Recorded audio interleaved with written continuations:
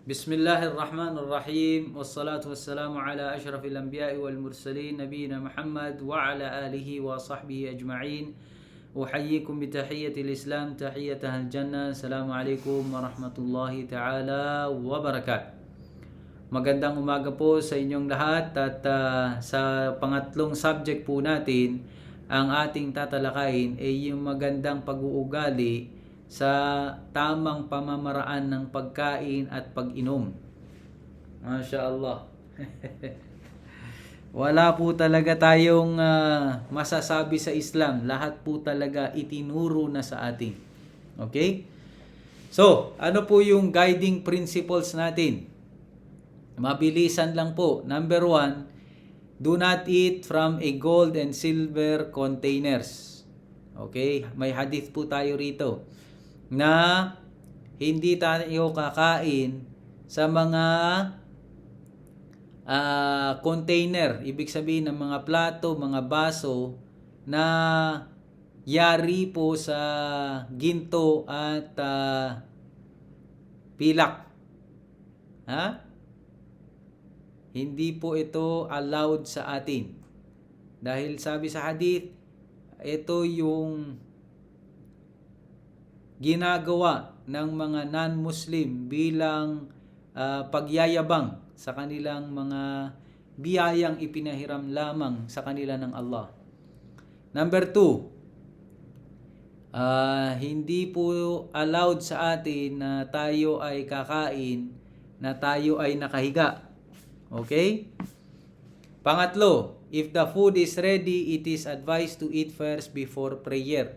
Kapag ang pagkain ay nakahain na, ready to eat na at nag-adhan, unahin po natin yung pagkain. Dahil, bakit? Ang wisdom po behind, kapag nandun ka sa iyong pagdarasal, ang iniisip mo yung pagkain din. So, nawawalan sangsisay. Hindi na yung pag-alala mo kay Allah. Inaalala mo na ngayon yung sarap ng pagkain na inihain. Okay? Pang-apat, washing of hands before and after eating. So, maganda po na intindihin po natin na bago pa man dumating itong mga nagtuturo ng siyensya, nagtuturo sa eskwelahan, tinuruan na po tayo ng Propeta Muhammad sallallahu alaihi wasallam ng maghugas ng ating mga kamay. No? Panglima, saying your Bismillah before eating or drinking and praising Allah after. Bago tayo magsimula ng ating pagkain, babanggitin po natin yung pangalan ng Allah para magkaroon ng baraka. No, merong mga tao, ang dami ng kinain pero parang gutom pa rin. Walang baraka, walang blessings yung kanilang mga kinakain. No? So, bismillah bago pa tayo kumain at mag-alhamdulillah tayo pagkatapos nating kumain. Eating with right hand and prohibition of using the left hand. So, kapag tayo ay kakain, gamitin po natin yung right hand natin. At ipinagbabawal sa atin na kumain gamit-gamit yung left hand. Dahil ang syaitan, ang ginagamit niyang pagkain ay yung kanyang left hand. At para sa atin, para sa hygiene din natin, kalinisan, syempre, yung ginagamit natin na panglinis ng ating private part, left po yung ginagamit natin. So, mas maganda at mainam na right hand always yung ginagamit natin. At pang 7th, kumain tayo ng kung ano yung nasa harapan lang natin. No? Meron po kasi nag-e-extend ng ng kanilang mas maganda at mainam na kung ano lang inaabutan ng ating kamay, yun po yung sunnah. Okay? Wag masyadong sabi nilang matakaw. Pang-8, it is sunnah to use 3 fingers. No, ang Rasul sallallahu alaihi wasallam nung siya ay kumakain, 3 fingers lang po yung ginagamit niya. Mashallah. Nagpapatunay na hindi masyadong nagpapabusog talaga ang propeta Muhammad sallallahu alaihi wasallam dahil meron pong 3 portions ng ating kinakain. Portion ng hangin, portion ng tubig at portion ng pagkain. Subdivide po natin, hindi yung parang kung kakain tayo sa mga biryanihan, halos hindi na tayo makatayo sa sobrang busog. Hindi na natin maigalaw yung katawan natin at kinakailangan pang magpahinga. Kailangan pa ng shy para sabi nila para magpapababa ng kinain. Allahu Akbar. Okay? Sunna rin po sa atin na kung ano yung nahulog.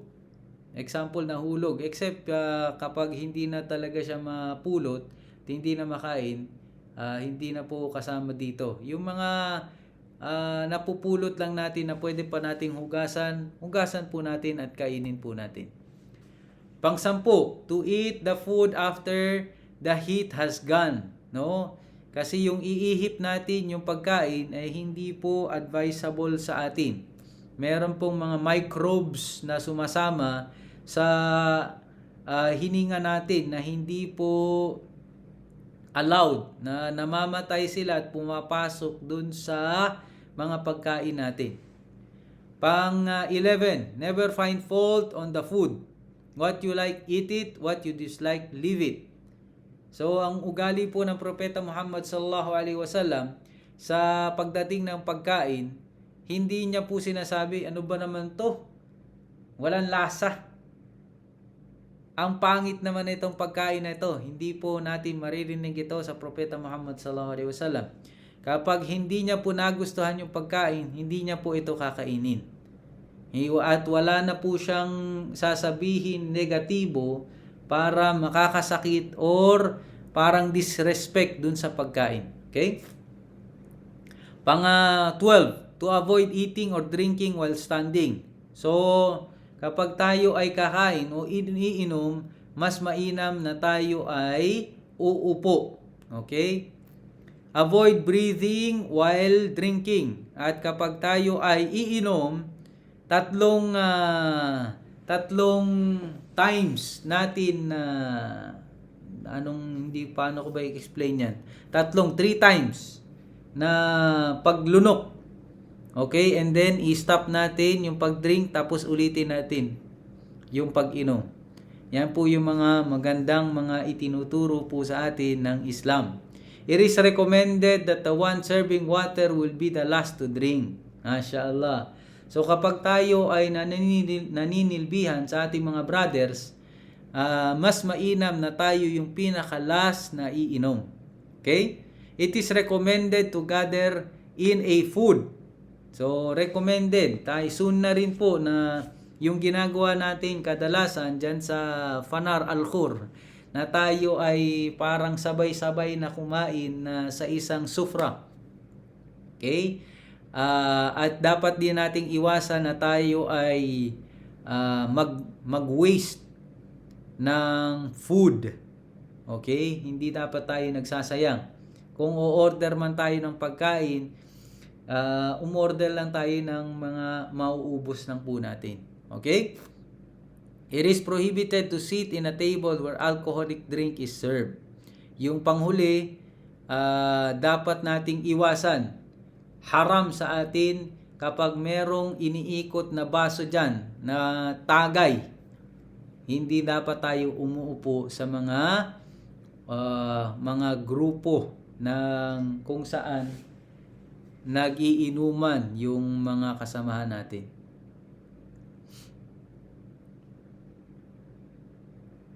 So, alhamdulillah, dito po nagtatapos yung ating pag-aaral sa Juma na ito. MashaAllah, medyo early po tayo ngayon.